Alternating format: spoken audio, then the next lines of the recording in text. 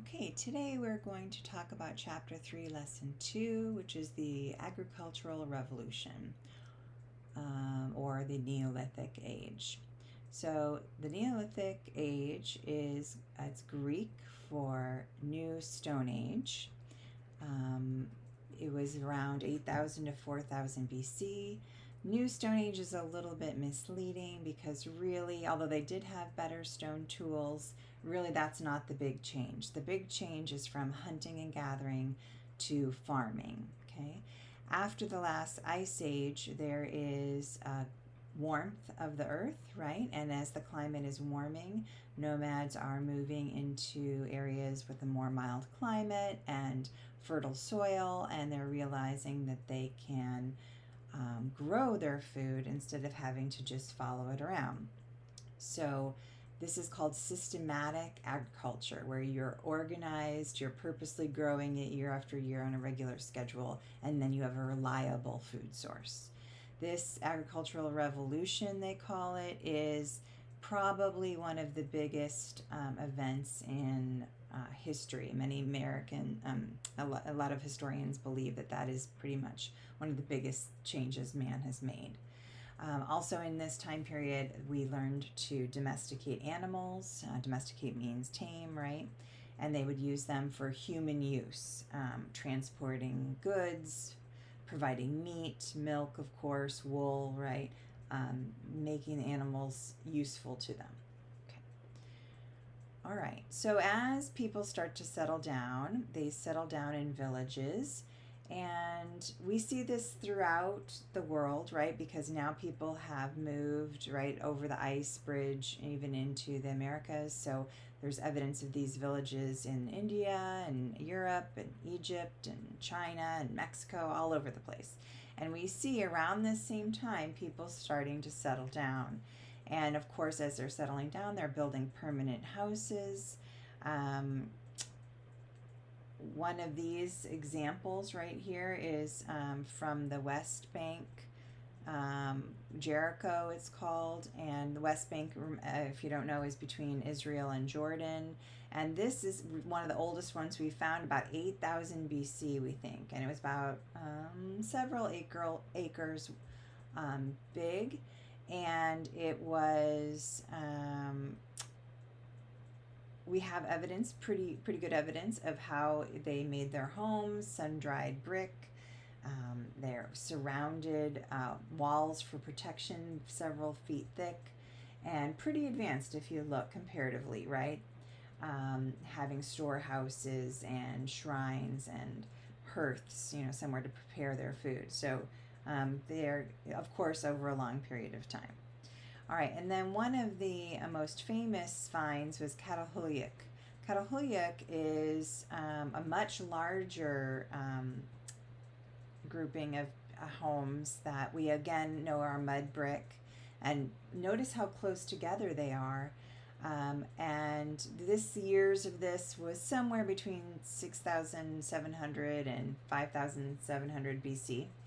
And so this was in what we now today would be calling Turkey. And look how large it is, about 32 acres across, and we estimate about 6,000 people live there, so quite large.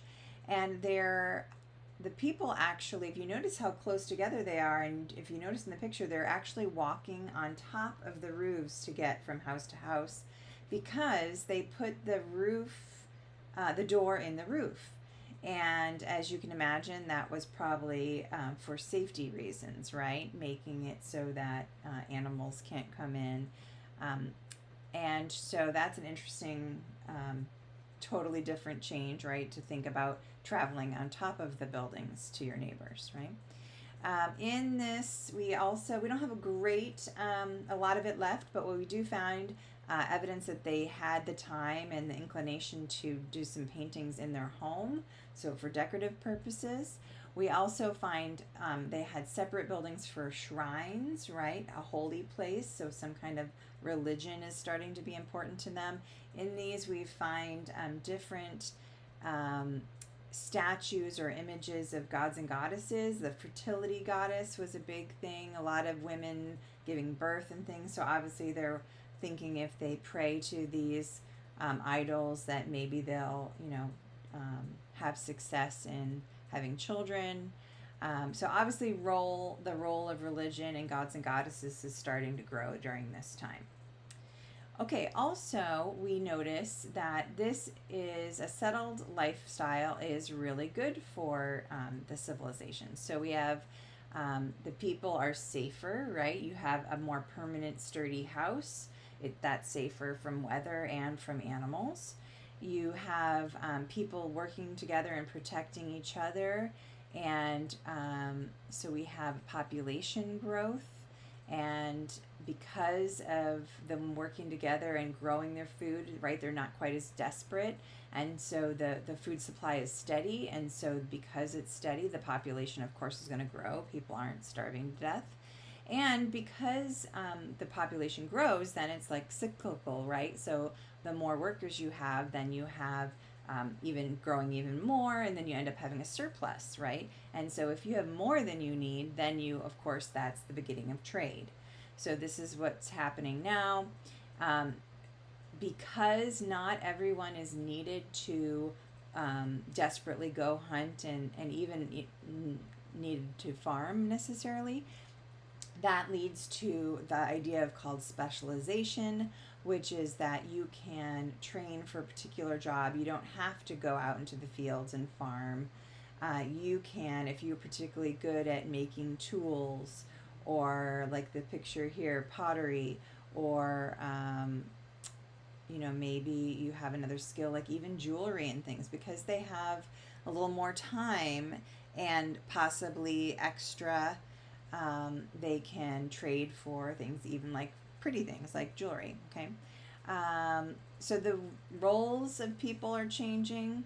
Women are staying home and they're having the children and doing these things like weaving cloth. The men, of course, are going out into the fields, and instead of hunting now, they're farming or hurting the animals, but they have a protective role still, so they're still seen as the leaders of the community and the family.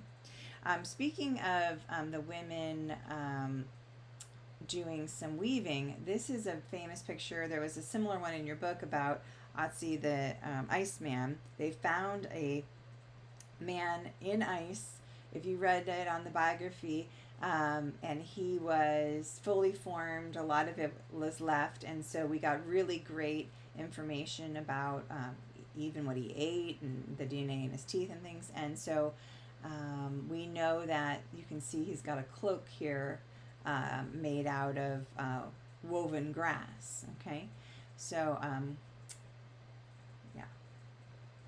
All right, and then the Neolithic Age, we have better farming tools develop, right? And as we talked about last time, they're getting much smarter and getting more developed in what they make. So we have like hoes for digging and sickles for cutting down grain and millstones for grinding flour. That's some of the things you see there. And then in some areas, they do find metals, right? So they find when certain rocks are heated, they find, like, for example, copper is one of the things they realize. And copper then can be used to make tools and weapons. And that's a lot easier to melt that down and make like a mold, right, than to try to whittle down with stone, right? It's a lot harder work. So it's actually easier to make things than out of stone. Then at the very end of the Neolithic Age, they realized that bronze is also something they could make. This is a mix of copper and tin, and bronze is even sturdier and better to use.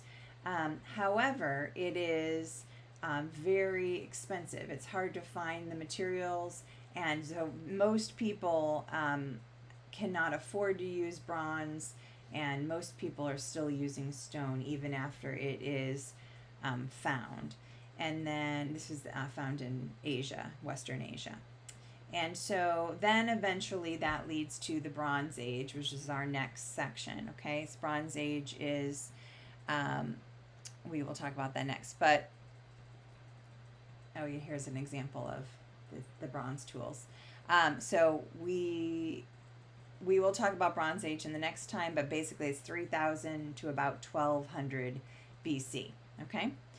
All right, in the Bronze Age, too, is when the beginning of civilizations developed. So remember, we're talking about a progression of nomads. Then they started settling down and to smaller communities. And then eventually we get to these large advanced civilizations, okay? The civilizations, there are four major ones that develop, and you'll notice they all develop along river valleys. The four that we're going to talk about, and each one of these we'll study separately in a different chapter. They all started somewhere in the 3000 BC range. Mesopotamia, Egypt, India, and China are the four what they call river valley civilizations. And of course, that should make sense because you're going to want to settle along a river to, of course, fish. You need water to drink. And of course, it's a good method of movement for trade. Okay. And then, of course, as population is increasing and people are doing well, cities are going to grow, right? As people are settled into these fertile areas along these rivers, and they can feed a lot of people, and so the population grows to cities. Okay, another trait of civilizations is that they are going to form governments. It's out of necessity, right? Because they have to protect themselves from other groups, and if they are successful and have these food stores, they don't want these other groups to come in and take them. So they organize for protective reasons. And of course, somebody ends up being the ruler, and over time, this ends up, most of the governments during this time period are a monarchy, meaning that the ruler would pass down the power in his family. So you usually think of monarchy probably as like kings and queens, although that naming, right, can be different in these different civilizations, which we'll talk about.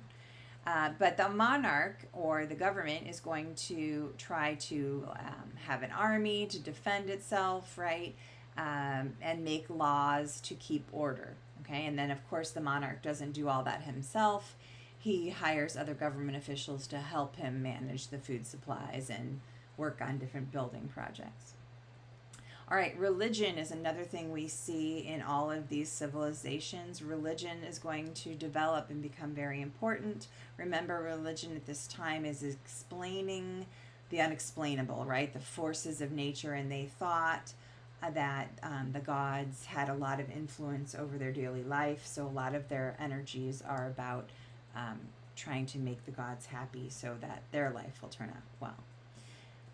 All right, and then social classes. In all of these river valley civilizations that we'll talk about, they all have different social class groups, groupings based on the work you do and the amount of wealth and power you have. Generally, there